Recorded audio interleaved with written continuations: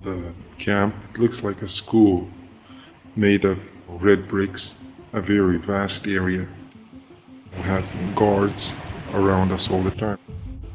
And I would think, why are we here? Why don't we just die instead of facing such hardship?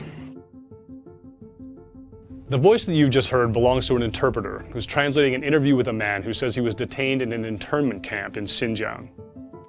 Xinjiang is a remote region in northwestern China. Recently, police there have allegedly detained massive numbers of Muslim ethnic minorities, mostly Uyghurs. There have been credible estimates of between 800,000 to 1 million people from this region being held at political re-education centers.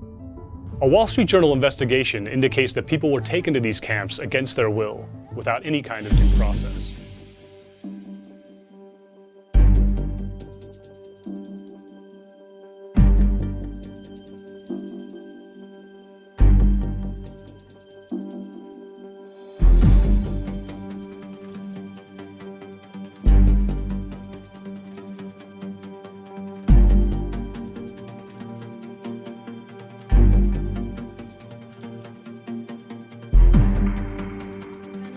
Growing evidence, backed by satellite footage, of what one commissioner called massive internment camps.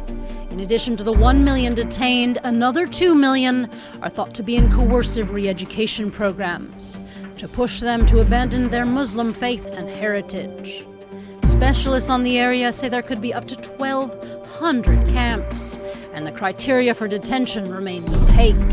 But reports of the camps, as well as kidnappings, mass DNA collection, and an atmosphere of martial law in the streets, are all part of a crackdown in recent years against what Beijing says is growing terrorism and religious extremism in Xinjiang, while critics say it's widespread religious persecution. For 1 million Chinese Muslims in camps, Right.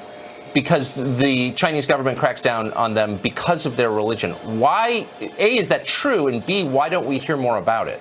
It's absolutely true. In fact, one of the outrages here is Google Earth. Pictures from Google Earth show us these camps. And so we read these reports about Google looking to partner up with China again, going back to China. But it's their own pictures that have revealed this reality to the world. They open these places up, they call them re-education camps, where they're basically forcing people to change their names and do all sorts of things. By the way, there's no history of radicalism among this community of Uyghurs. That's the first point. But here's the outrage. Number one, American companies and Western companies that have sold them surveillance technology that have allowed them to sort of put people through some of this, including an American DNA company. They're collecting the DNA of these individuals, by the way, as well, forcefully, and using potentially American technology to do it. And what about the Arab world and the Muslim world and all these countries in the Middle East? Not a single one of them. You know, they're the first to stand up and speak when there's a ban on travel or this or that. But they've been totally silent on this issue, and the answer is money. There's all this Chinese money flowing all over the world. They're bribing governments, and in this case, buying their silence on this atrocious, outrageous human rights violations that give us insight into the true nature of the regime of President Xi in China.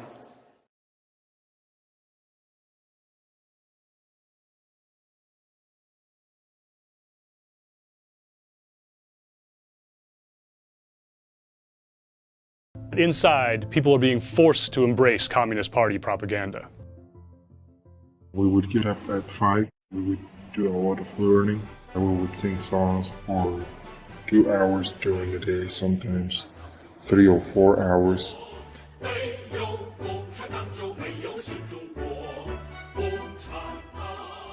We watch movies that praise Xi Jinping and also the Communist Party. They would also tell us about religion, saying, there is no such a thing as religion. Why do you believe in religion? There is no God. Do you have Quran at home? I had to say no to them because otherwise I would be put in jail. We've heard stories about dozens of people being crammed into one room, forced to share a single toilet, being fed one meal of cabbage per day, and told not to talk to anyone else. One of them talked about being strapped in a metal chair alone in a room and being left there for hours or days. He said the psychological pressure was so great that he tried to commit suicide. 只能脚这样子塞到地上，这样子挂着。4天4夜没有让我睡觉，我睡觉要把我的手挂在那个门上，铁门上，就这样子折腾我，折磨我。脚绑在这儿，然后这个脚这个腿绑在这个床上，只能这样子，再多的活动不了。脚镣嘛，那个洞口里面放的那种脚镣，然后这装到这个里，放到这个里面，只能这样子。入了也是跟日本人一样这个样子，这样子。他们让我承认就是危害国家安全罪，第二个就是组织恐怖分子，煽动恐怖分子。Radio Free Asia journalist Gulchera Hoja told Congress last month her family is in camps where Uyghurs are reportedly subject to torture and indoctrination. And I learned in February that my aunts, cousins, their children, more than 20 people had been swept up by authorities in the same day. That hearing was called by Senator Marco Rubio. Yesterday, he and 16 other Senate and House members sent the State and Treasury Departments a letter accusing China of arbitrary detention, torture, and egregious restrictions on religious practice and culture, and calling for sanctions on senior Chinese officials.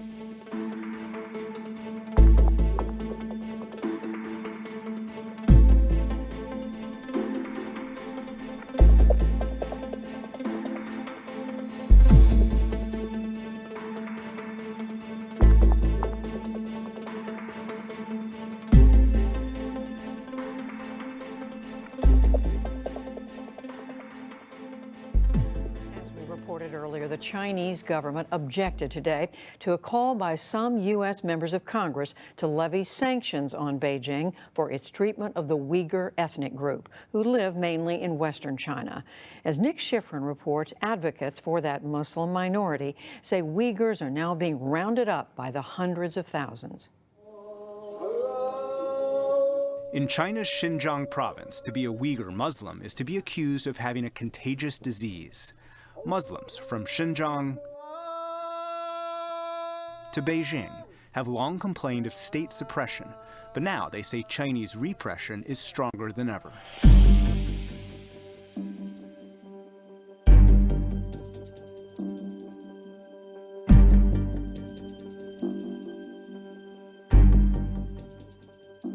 A new investigative report is taking a deep dive into China's massive surveillance program and exposes some of its key targets at home and overseas. BuzzFeed News has published the article called Spy for Us or Never Speak to Your Family Again. The report examines how China targets minorities within the country as well as exiled Chinese citizens and exiles living abroad. BuzzFeed News reporter Megha Rajagopal wrote the article, and she is with us now from Sydney on Skype. Megha, this is a fascinating story. It's really incredible. Your story focuses on the Uyghur minority being targeted in China's western Xinjiang province. Your reporting tells us that they're tracked and under surveillance even when they leave China. So why is this group on the government's radar? Explain to our viewers who may not be familiar with the background there. So Xinjiang is this massive region in the west of China, and it's right on the border of Central Asia.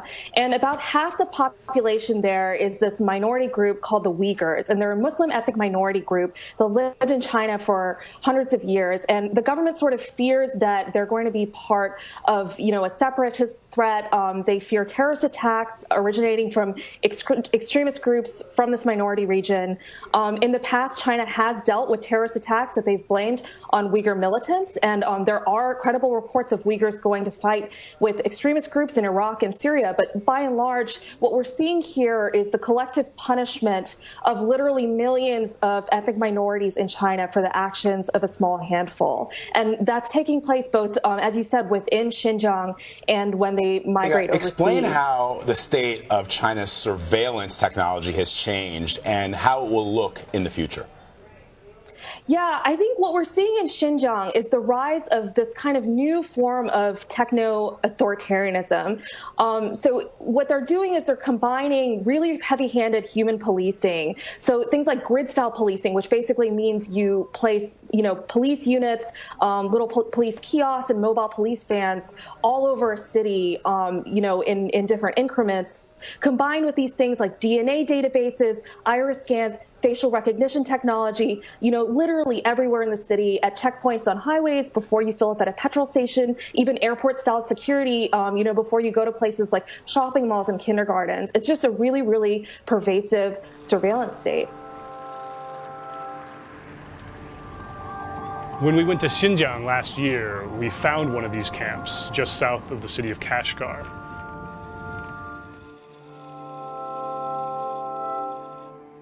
We expected to see something like a small school.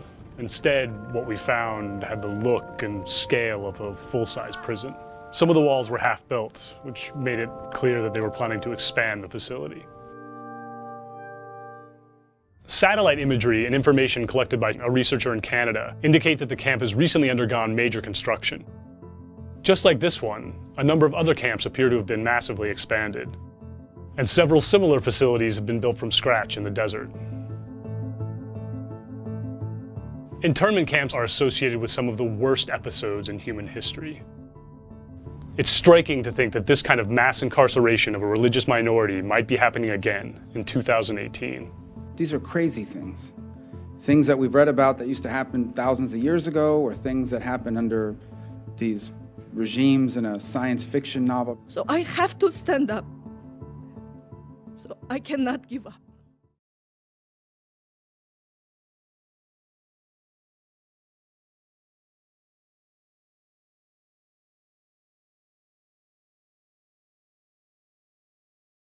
As I have gotten older, I have decided we really need camps for adults.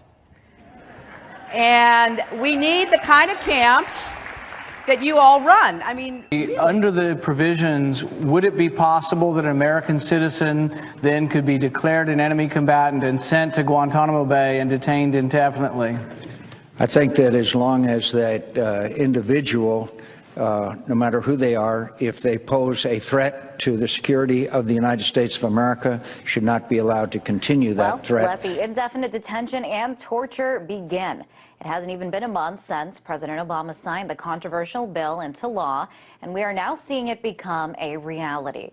The National Defense Authorization Act, or NDAA as it's called, allows the government to detain and torture without trial anyone accused of having ties to terrorism, and that includes U.S. citizens. Campaigner for Roots Action, David Swanson, who stated more indefinite detention and torture here in the U.S. is just a few signs of what is to come. Take a listen. Last night on 60 Minutes, you might have seen John's report. He asked retired CIA Deputy Director Mike Morrell about another controversial U.S. intelligence policy, the so-called enhanced interrogation of terror detainees after 9/11.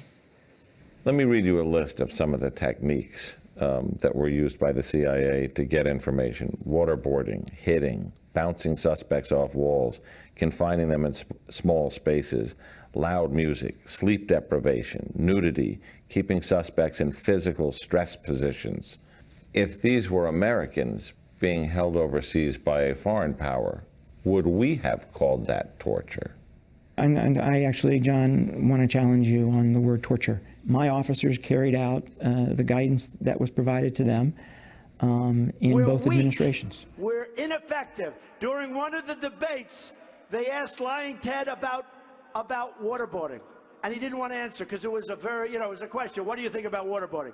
And he didn't want to get involved because he was afraid it wasn't politically correct. And he gave a nothing answer, a weak, pathetic answer like we always give. They asked me, what do you think about waterboarding, Mr. Trump? I said, I love it. I love it. I think it's great.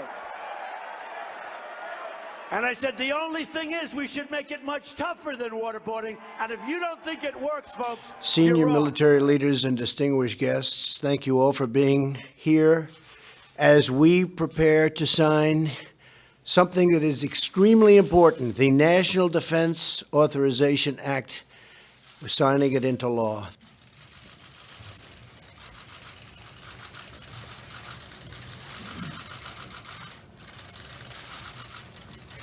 I'm not going to make this easier to sleep.